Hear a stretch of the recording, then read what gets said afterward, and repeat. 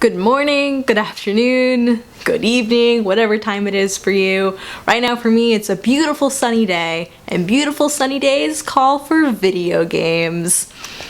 So, for those of you who are Tales fans, which I assume is a lot of people the people who are following me tend to be Tales fans, because that's what I like. There is a somewhat new, it's been out for, I don't know, a week or 2 weeks by now. Whenever this video goes up, who knows. It's been out for a little while. It's a smartphone game called Tales of Link. Now, smartphone games don't always get a good rap, but some are really good. And this is not like an amazing game, but it's pretty good. It's not a super in-depth game, but it's a good smartphone game. Ideally, I want my smartphone games to be easy to learn, fast, and fun. I would say Tales of Link almost nails the 3 of those points, but it's not perfect. For me, like, my perfect smartphone game is Neko Atsume, which is a very easy game to pick up on. It's free. Even when I was playing it in Japanese with my limited understanding of Japanese, I mean, granted, I've been learning for a year, so I could figure some of the words out, but like, it's just like Neko Atsume is designed so well that you don't even need to speak Japanese to play the Japanese version, even though now there is an English version out. But Tales of Link was a Japanese-only smartphone game for a while. Now it is out in the rest of the world and it's been localized. So I'm playing the English version on my Android device. It is also on iOS. Like I said, the game is not the easiest game to pick up on. Like, at first glance, it's quite simple. Like, as far as like the actual playing the game goes, it's pretty easy to pick up on. However, there's like so many menus, and there's just a lot of like gunk that I think wasn't organized well into the game, and it's like not important. Like, there's a gear system, there's a leveling up system for the characters, you can fuse gear, you can evolve gear, and I'm gonna get all into this in a minute with a demonstration, but it's trying to do too many things at once. So, with that little mini review done, let's get into the game. Alright, welcome to Tales of Link. This is the main page. Now I'm going to go into events, and as you'll see, it sometimes takes a while to load up the next thing. Come on, here we go. So when I was initially recording this, there was an event called Soul Arena happening, and there are different events. They're all limited for a specific amount of time. So we're going to go into Rita's because she's the one I chose because I love her. So I'm going to pick normal. It's going to be 5 rounds long, and it's going to take 10 stamina thingies from me. When you go in to start a match, you get to choose a friend to help you out. So I'm going to be looking at these different characters that my friend has, and they look pretty strong. So I think I want them to help me out. See, this person has Luke as their number 1 in their party, and that means their Luke gets to help me out in battle specifically, where I get to use Luke's special ability.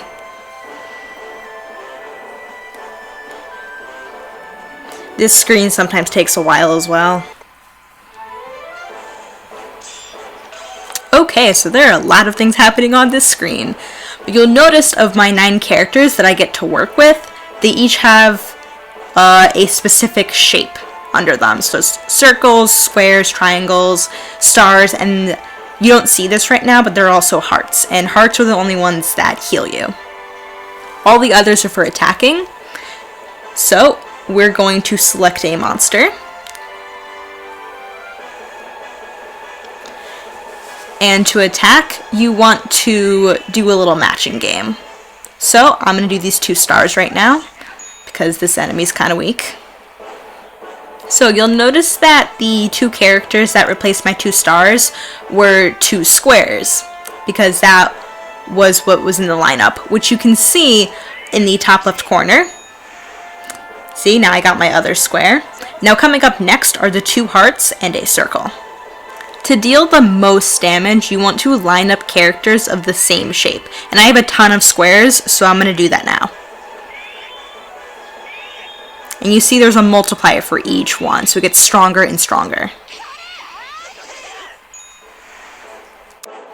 Now, certain special abilities, like Ludger's, allow you to change characters into different shapes. So I got a whole bunch of squares. And it does just a ton of damage. And I'm sorry that the audio got a little out of sync. I think that was a problem with my phone running slow. So that's just a really quick basic idea of how to battle in Tales of Link. That was for an event, but you'll mostly be doing stuff in quests, which will look like this screen. But let's go back to our main screen and let's look through the menus that I complained about earlier.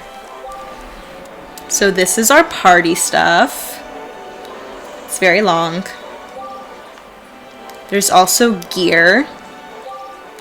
And there's a shop, but you buy stuff with your real money, so I would recommend not doing that. Summoning is how you get, you do rolls for new characters.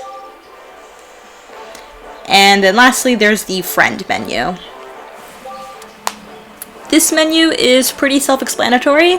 You can view your friends list.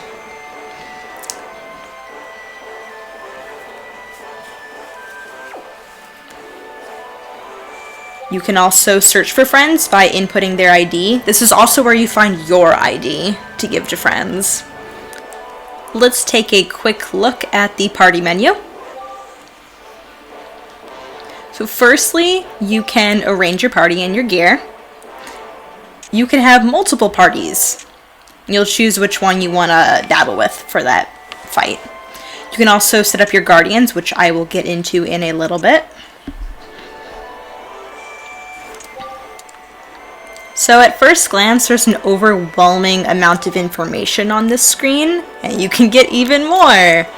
But once you're more familiar with the game, I definitely recommend taking a closer look at what each of your characters do. So for arranging your party, you can have up to 9. You want to pay close attention to who's your top 3, because they're going to be the ones you can use for their special abilities. And your party leader also has their own special ability. So you can also look at characters more closely.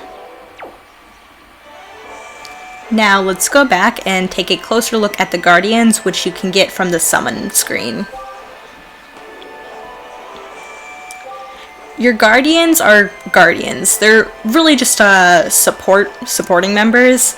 You can have 1 on attack, 1 on defense, and 1 on support.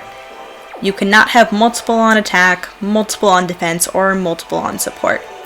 And in general, they do something with an element, such as giving you more defense against water or something like that. So let's go back again and look at training heroes. Training heroes is just leveling up your heroes. You're going to be amassing a lot of LP, which you can then spend on characters to level them up and make them much stronger.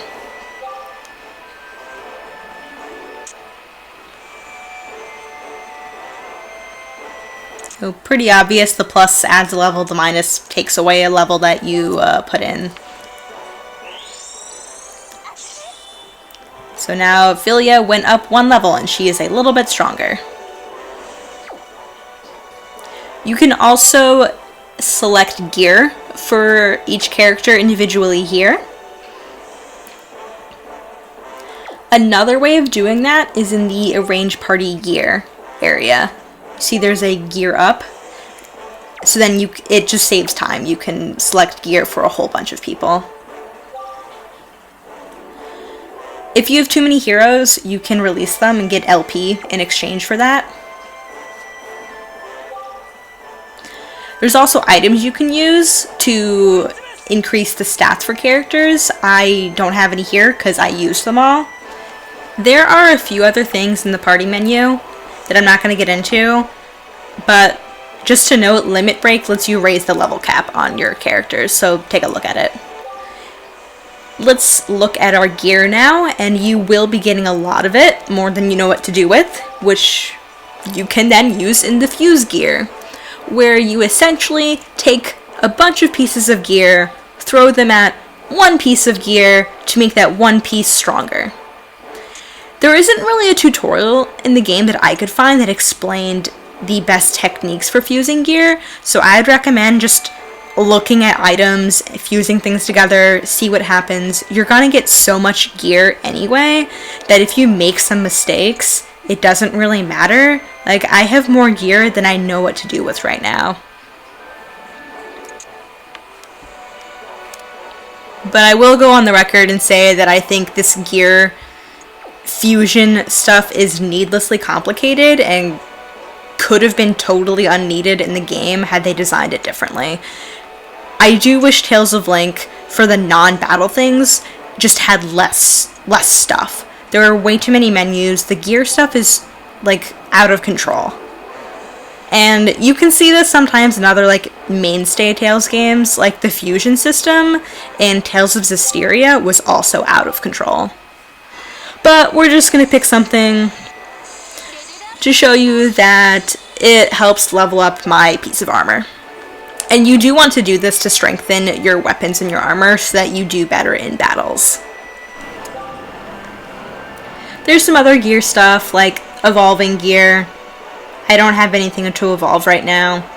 It's a little easier to understand than fusion gear because it tells you which items you need. The summon area is where you get to spend tickets, hero stones, or hero points. Definitely check out hero points because that's how you get guardians, which I completely missed for like the first day I played this game. The most exciting part is of course the hero stones, where you can get your Tales characters to fight with you.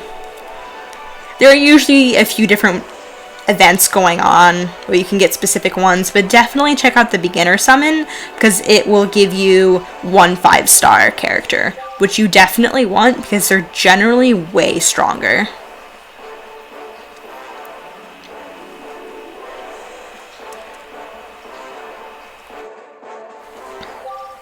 It takes 5 hero stones to do one summon, but in general I recommend saving up your hero stones and then just doing a bunch of rolls all at once.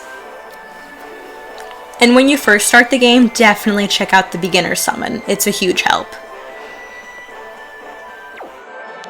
So that's it for the demonstration. I hope it was helpful. I was slightly confused when I started Tales of Link. I was like, why are there so many things to do? Why is this important? What is happening? And I'm honestly like still sort of figuring out the little minute complexities of the game, but I think this is a good enough explanation for how to start the game and get the basics, or if you just started and you don't quite understand how to play it, hopefully this helped you out. I hope you enjoyed Tales of Link, and I'll see you all next time. Bye!